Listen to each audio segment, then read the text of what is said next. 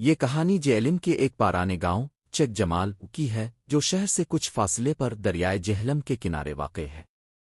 بزرگوں کا کہنا ہے کہ یہاں ایک کالی دایان اور رہتی تھی جسے لوگ بھانو او کے نام سے جانتے تھے۔ یہ کوئی عام عورت نہیں تھی بلکہ ایک ایسی ہستی تھی جو کالی راتوں میں نظر آتی، سیاہ لباس، بکھرے بال اور آنکھوں میں آگ جیسی چمک لیے۔ بھانو کون تھی؟ لوگوں کے مطابق بھانو کبھی ایک عام عورت تھی۔ اس کی شادی جوانی میں ہوئی لیکن شوہر نے اسے کسی اور عورت کے لیے چھوڑ دیا۔ طلاق اور ذلت کے بعد بھانو نے سنا ہے کہ ہمالیہ کے کسی کونے میں جا کر کالے جادو کی تعلیم حاصل کی۔ کئی سال بعد وہ واپس آئی مگر وہ اب انسان نہیں رہی تھی۔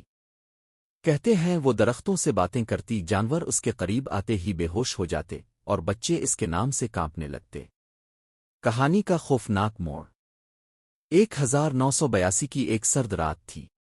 گاؤں کی ایک خوبصورت لڑکی او شمیم اچانک غائب ہو گئی۔ لوگ اسے ڈھونڈتے رہے مگر کوئی سراغ نہ ملا۔ تیسرے دن اس کی لاش قبرستان کے پیپل کے درخت پر لٹکی ہوئی ملی۔ بدن پر نیلے نشان، آنکھیں کھلی ہوئی اور جسم ہوا میں جھولتا ہوا۔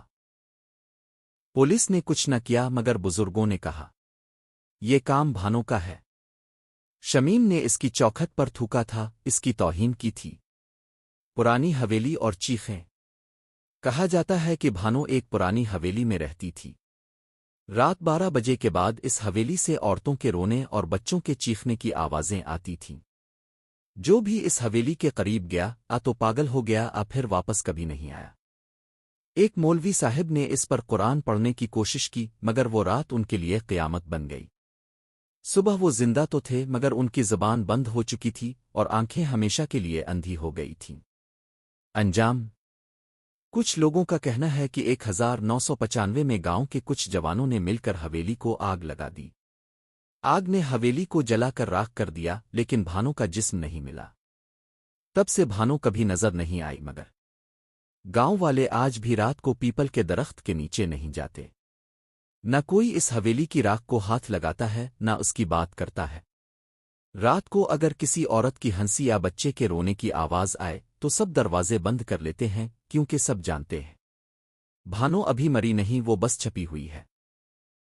وارننگ: اگر اب جہلم کے چک جمال گاؤں جائیں تو سورج ڈھلنے کے بعد نہ قبرستان جائیں نہ درختوں کے نیچے رکیں، اور اگر کسی عورت کو سیاہ لباس میں دیکھیں تو بھاگ جائیں، کیونکہ وہ کالی دایان بھانو ہو سکتی ہے۔